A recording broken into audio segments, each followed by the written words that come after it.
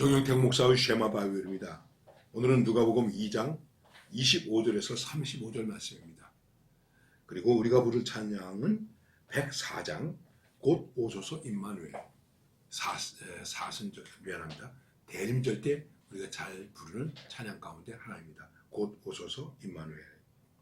예루살렘에 시몬이라 하는 사람이 있으니 이 사람은 의롭고 경건하여 이스라엘의 위로를 기다리는 자라.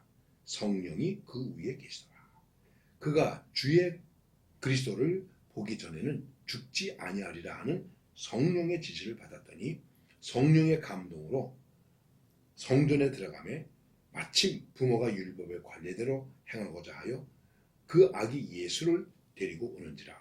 시몬이 아기를 안고 하나님을 찬송하여 이르되 주제여 이제는 말씀하신 대로 종을 평안히 놓아주시는 도다. 내 눈이 주의 구원을 보았사오니 이는 만민 앞에 예비하신 것이요 이방을 비추는 빛이요 주의 백성 이스라엘의 영광이니이다 하니 그의 부모가 그에 대한 말들을 놀랍게 여기더라. 시몬이 그들에게 축복하고 그의 어머니 마리아에게 말하여 이르되 보라 이는 이스라엘 중 많은 사람을 패하거나 흥하게 하여 비방을 받는 표적이 되기 위하여 시험을 받았고 그 칼이 내 마음을 찌르듯 하리니 이는 여러 사람의 마음의 생각을 드러내려 함이니라 하더라. 여러분 너무나 잘 아는 시몬의 얘기를 하고 있습니다. 시몬이라고 하는 사람이 예루살렘에 있었는데 이 사람이 예수님을 보기 전에는 죽지 아니하리라 하는 성령의 지시를 받았다는 것입니다. 그래서 결국은 성전에 들어갔다 율법의 관례대로 행하고자 하여 이 성전에 들어갔다 나오는 아마 이것이 어떻게 보면은 할례 예식을 행하고 그 모든 정결 예식을 행하고 나오는 예수님을 그 성전 앞에서 만난 것으로 우리가 볼 수 있겠습니다. 그래서 이 시몬이 아기를 안고 예수님을 안고 하나님께 영광 돌리는 모습이 있습니다. 하나님을 찬송하며 예수님을 안고 하나님을 찬송하게 되었습니다. 그리고 그가 고백합니다. 주제요 이제는 말씀하신 대로 종을 평안히 놓아주시는 도다. 이제는 제게서 말씀이 이루어졌군요. 이제는 제가 완전해졌습니다. 평안해졌습니다. 이제는 제가 죽어도 여한이 없습니다. 예수님 아기를 안고 예수님 앞에서 주제요 라고 얘기하고 있습니다. 아주 자기를 겸손하게 하고 예수님을 주인으로 주권자로 받아들인 그런 정말 겸손한 모습입니다. 그리고 그가 고백한 고백 가운데 중요한 것이 있습니다. 그것이 무엇입니까? 내 눈이 주의 구원을 보았습니다. 예수님을 안고 주님의 구원을 보았다는 것이죠. 예수님을 보면서 우리가 보아야 할 것이 무엇입니까? 주님의 구원을 보는 것입니다. 구원의 역사를 보는 것입니다.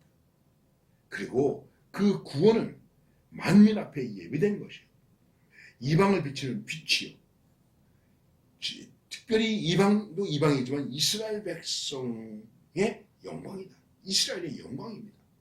하고 그 구원의 역사에 대해서 좁게는 이스라엘 백성을 위해서 그리고 넓게는 만방을 위해서 이방을 위해서 지금 증언해주고 있는 것입니다. 이 시몬의 신앙에 대해서 성경이 말하고 있습니다. 그는 의롭고 경건하며 이스라엘의 위로를 기다리는 사람이다. 누가 주님을 만나겠습니까? 어떤 마음의 소유자, 어떤 믿음을 가진 자일까요? 의롭고 경건하고 하나님의 위로를 기다리는 사람. 오늘도 의롭고 경건하고 하나님의 위로를 기다리는 사람에게 주님이 찾아오십니다. 여러분, 주님께서 내게 오셨을 때 나는 주님 앞에 어떻게 찬송을 하겠습니까? 내가 주님의 구원을 보았습니다. 구원을 보셨습니까? 우리가 그 잘 아는 찬송가 가운데 나 같은 죄인 살리신 주 은혜 놀라와 잃었던 생명 찾았고 광명을 얻었네 이렇게 말씀하고 있습니다. 번역상 그렇게 된 것이죠. 근데 잃었던 생명을 찾았다. I once was lost. 잃어버렸던 것. 잃어버렸는데 but now I am found. 나는 지금 찾았다. 거기까지 괜찮습니다. 그 다음에 이렇게 말하고 있습니다. was blind. 가리워졌으나 보지 못했으나 now I see. But now I see. 그러나 보게 되었다. 여러분 주님의 구원을 보게 되었다. 이것은 새로운 세계를 본 것입니다. 새로운 은혜를 보는 것입니다. 잃어버렸던 것을 찾은 것을 보는 것입니다. 장님이 되었었는데 열려진 것을 보는 것입니다. 어두워졌는데 빛을 보는 것입니다. 이 정말 180도 달라진 것을 보는 것입니다. 그래서 거듭남이라고 말하는 것입니다. 여러분 주님의 구원을 보셨습니까? 어떻게 보셨습니까? 그 구원을 보는 순간에 내가 정말 새로운 광명을 얻은 그런 내 신앙을 고백할 수 있습니까? 바로 예수님을 마음에 모신 사람은 이 구원을 본 사람이라고 하는 것입니다. 그런데 그 다음에 이런 말씀이 나옵니다. 시므온이 이제 마리아와 요셉에게 축복하고 어머니 마리아에게 말합니다.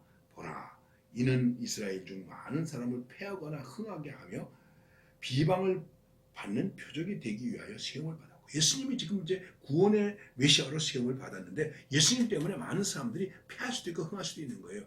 믿는 자는 영생을 얻고 안 믿는 자는 어떻게 됩니까? 멸망을 받게 되죠. 예수님 앞에서 흥할 수도 있고 예수님 앞에서 망할 수도 있다는 거예요. 예수님이 망하게 하는 것이 아니고 예수님 때문에 그런 역사가 일어난다는 것입니다. 그리고 칼이 내 마음을 찌르다니, 뼈를 깎는 아픔, 우리가 이런 얘기하죠. 칼로 마리아의 마음을 도려내는 것 같다. 마리아가 어머니로서 아들 예수를 바라볼 때 그의 평생에 얼마나 가슴이 아팠겠습니까? 특별히 마지막 십자가에서 예수님이 피 흘리셨을 때, 여자여 보소서 아들이니이다 하셨을 때 그 마음이 무엇으로 찌르는 것 같았을까요? 여러분, 신앙을 가진 사람이 그 신앙 때문에, 신앙의 역사 때문에, 하나님의 영광 때문에 정말 칼로 마음을 찌르는 것 같은 그러한 고통과 아픔과 쓰라림을 가질 때가 있다는 것입니다. 예수를 믿었기 때문에 항상 기쁘고 범사에 감사하고 그런다고 해서 여러분, 우리들이 늘 감사와 기쁨 속에서만 삽니까? 아니죠. 아픔도 있죠. 슬픔도 있죠. 그래도 우리가 감사와 기쁨으로 살아가는 것이죠. 그게 믿음입니다. 그래서 믿음을 늘 말씀드리지만 초월한다, 뛰어넘는다. 현상과 현실을 뛰어넘는다, 이렇게 말할 수 있는 것입니다. 이는 여러 사람의 마음의 생각을 드러냅니다. 많은 사람들의 마음에 있는 생각 때문에 이런 역사가 일어난다고 하는 것을 말씀하고 있는 것입니다. 이것을 마리아는 마음에 늘 깊이 새기고 살게 되었습니다. 오늘도 우리가 예수님을 품은 사람으로 구원을 보고 사는 사람, 우리에게는 찬송이 있어야 됩니다. 감사가 있어야 됩니다. 동시에 그 속에도 마음을 찌르는, 칼로 찌르는 것 같은 아픔도 있다 하는 것, 그리고 피 흘림도 있다는 것, 깊이 생각해야 됩니다. 예수님께서 이 땅에 오셔서 첫 피 흘림이 무엇일까요? 할례받은 것입니다. 그것이 그냥 구약의 관습대로 할례라고 얘기할 수도 있지만 벌써 이것은 예수님의 십자가의 피를 우리에게 상징적으로 보여주고 있는 것입니다.